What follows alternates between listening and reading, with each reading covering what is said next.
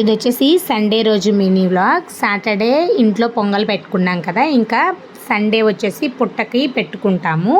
So ఇంక ఇక్కడ ఇలాగా ఇంట్లో అయితే పూజ చేసుకొని ఇంకా పుట్ట దగ్గరికి వెళ్ళేసి అక్కడే పొంగల్ అనేది పెట్టుకుంటాము.